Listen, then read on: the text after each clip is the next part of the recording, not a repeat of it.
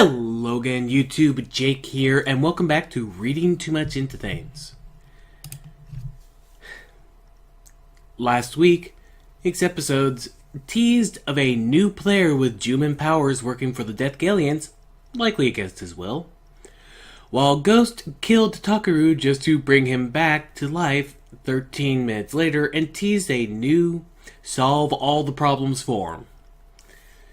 And the reason I have a problem with that is because, well, when most Kamen Rider shows don't kill off the main rider, they have the decency to not actually kill them. Just like toss them off a bridge into water where everyone goes, well, must be dead. Let's dive on in with episode 17 of Jyuohger's Extra Player Danyu, an extra player interlopes. We start at Mario's after a long night of him at work, Sayla thinking she hears signs of either a sore throat or a cold. And Tusk reminds me why I call him a racist by his "even humans get colds" comment. We cut to yet another spaceship invasion of Earth, and again I wonder how do they get to Earth except these ships?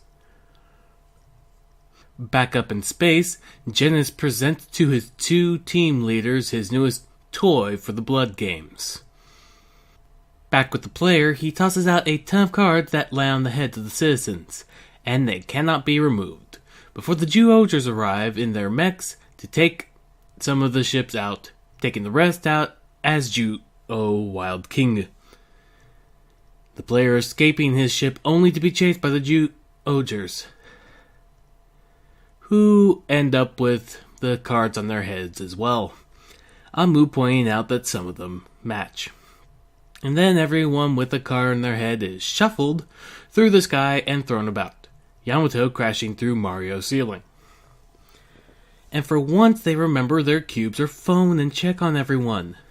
Once everyone's accounted for, they start their hunt for the player, Sayla finding a small boy who was separated from his dad, and because she's the motherly member of the team who always took care of her younger sibling, she does so here as well. When Amu, Leo, and Tusk find each other, we see why the card patterns matter, as Tusk and Leo, a matching pair, are shocked by the cards. The player appears to do what most dumb villains do: explain their glaring obvious weak point. However, after Amu takes a shot, he retreats back to space, which is smart. We get more Sayla family backstory, namely that Sayla's dad tended to be out of the house with work a lot, much like the kid she's now taking care of as a replacement for her brother. Meanwhile, Yamato has been trying to remove his card with no luck, only for Mario to have what I hope is the right answer, because it would make me laugh. Back with Sayla, the replacement brother gets angry because he realizes Sayla is stalling, not knowing about the card shock, and runs off to find his dad himself. After losing track of him, Yamato arrives and yep, Mario's plan worked. So now I do laugh.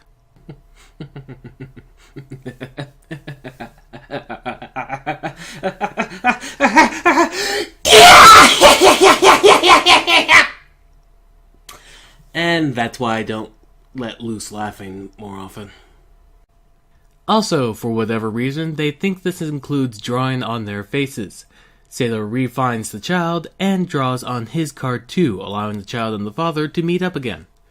Also, because there's a solution to it, the player returns from space to see what went wrong, landing him a shot in the case for his worries, dispelling the cards completely. And so the team engages the player.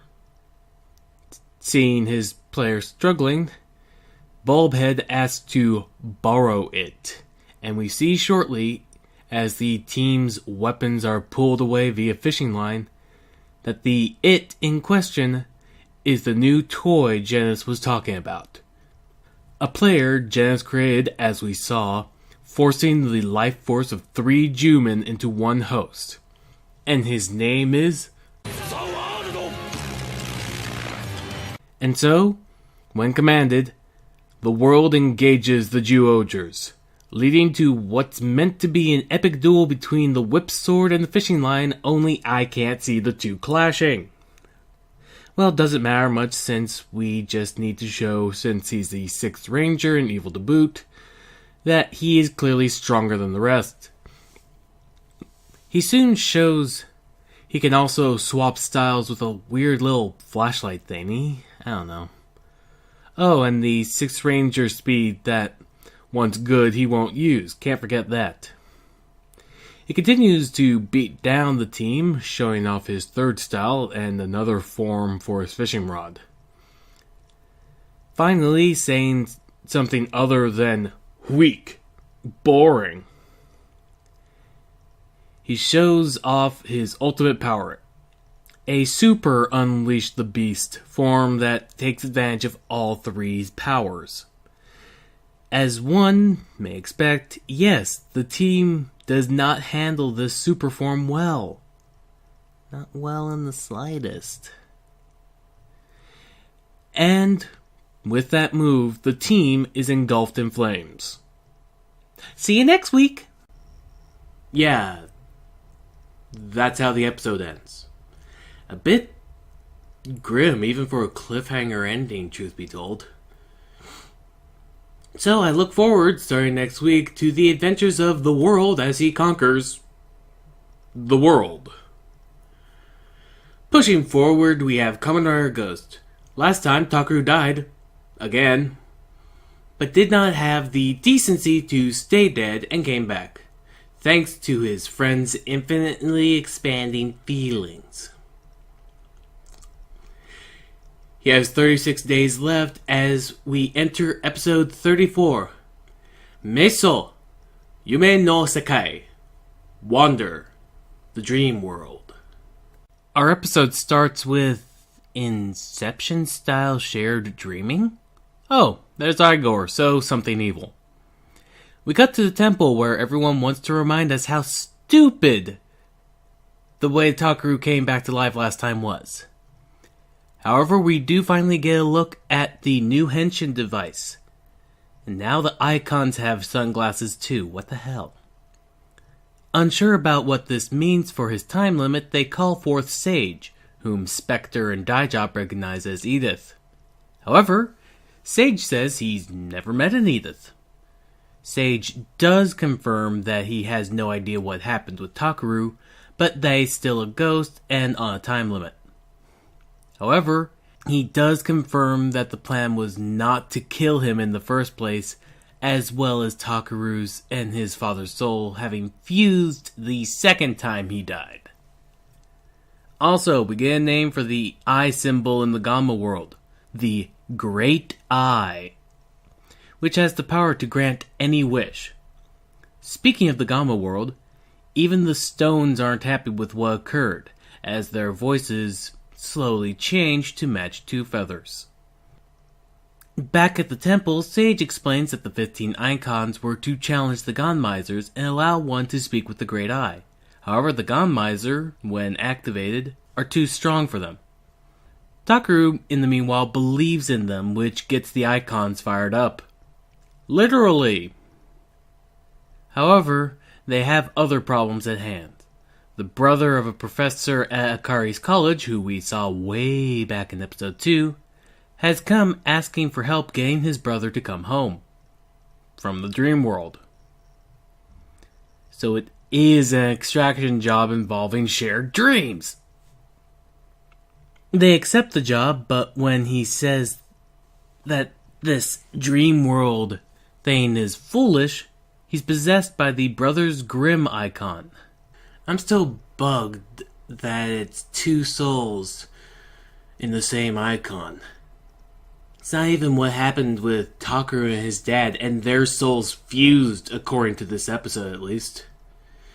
They still have two separate icons. One's Takaru's Ore, and the other one's Takaru and Dad's Boosto. He soon leaves the professor, having spoken about the importance of fun. And of course, the team arrives at the evil Sleep Science Building just as Igor finishes a chat with Two Feathers about Takeru's new power. They find where the subjects are sleeping, as well as the device used to share the dream between them. Everyone prepares to head in, asking Onari to stay and watch everyone's body. おや、こんなところにいいものが。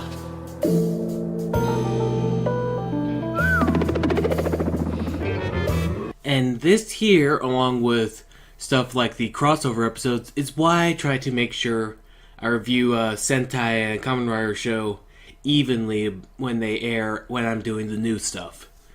Because of weird coincidental episodes like this, both of them having to do with markers and marking on the face.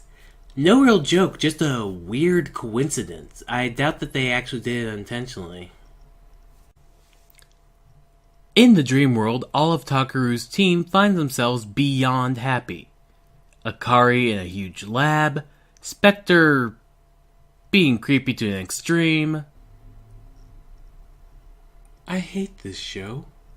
Unlimited canon work aside, and Dai Job with Takoyaki. You'd think it'd be with those he's lost so far. Everyone else's funds were interactives, like eating or experimenting, so what was Spectre going to do with so many canons?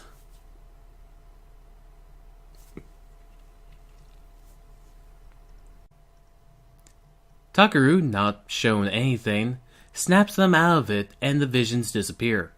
The professor is able to handle his easily enough, however, they are attacked then by Ganmas. However, for some reason, neither Spectre nor Daijob actually have their henshin device or icons. My guess, my hope, is that it's because Takeru is the only ghost in the team, and not more of him being miracle child of the universe no less than the trees or the stars.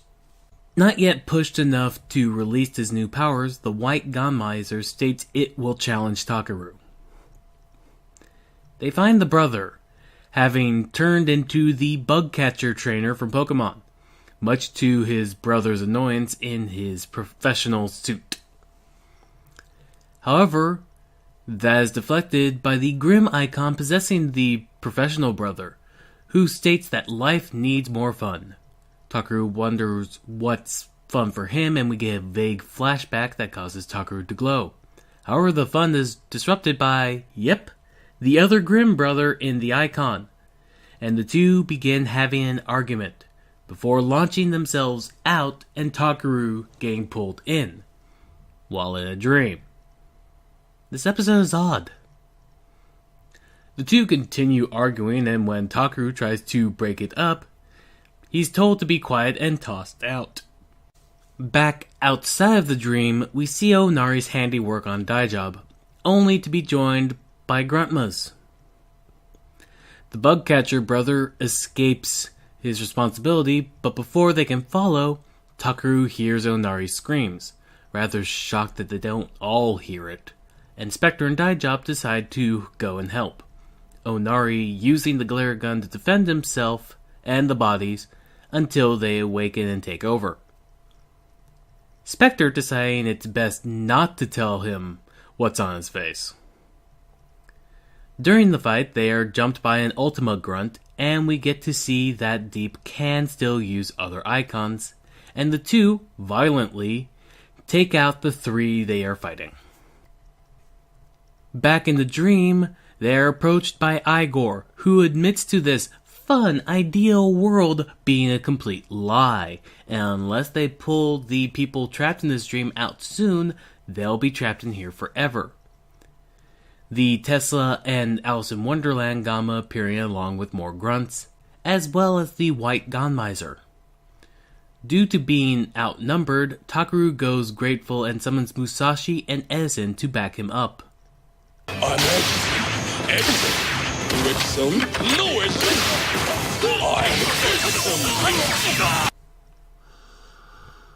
What am I even watching anymore? Worst part is, in another show, a scene like this would be hilarious. However, because of the Grim icon not working, he soon loses powers, leaving Akari and the professor to get caught, and the Gone Miser taking its ocean-like form. What luminary that we've seen so far would be a counter to a oceanic water Gone Miser?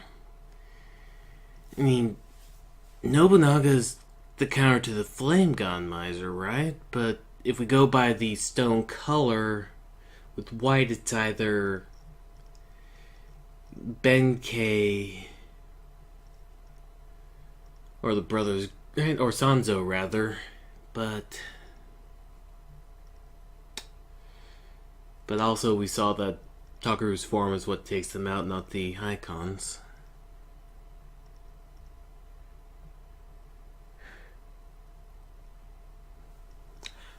I don't know. Also, it's weird that it's now taking a feminine form despite the voice now being male. And so, with the same glow from earlier, the Mugen Damashi, or Infinite Soul icon Hold it! This makes less than zero damn sense. Start of the episode, we see Takeru holding the Mugen an icon in his hand in the real world. It's physically there, it has substance, and he puts it in his coat. So, why in this scene is it shown coming out of his soul, seemingly from the glow of him not giving up and having emotional ties with everyone? Why didn't he just pull it out like normal? This show can't even make goddamn sense in its own continuity! And finally, we can see what his newest form and his new powers look like. Which, considering last time it was used, should mean the Gone Miser's beaten with one swing now, since he wiped out two without trying last time. But no, the episode uses that time on blowing feathers before it ends. I know I shouldn't be shocked that the T's and Jyuohgers and Takeru's new form were going to be left to the very end of the episode. And the world, I don't mind taking the whole episode to appear. With a new ranger teased at the end of last week's episode, it makes some sense that we'd actually, sprinkle in hints of, oh, here's a glove, here's a boot, but then finally see him and he actually goes into action at the end of the episode, showing off his skills. Alright, that's standard when introducing a new villain, I almost said writer, a new villain ranger.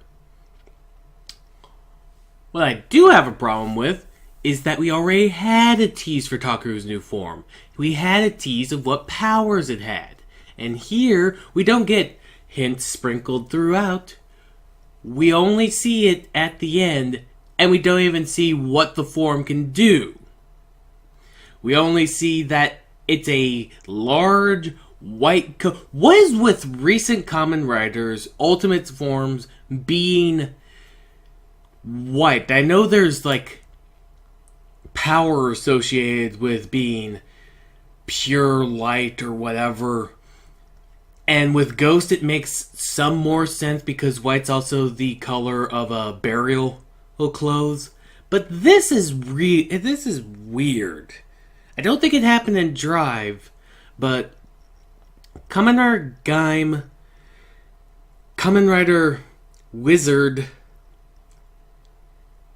and now Kamen Rider Ghost. Oh.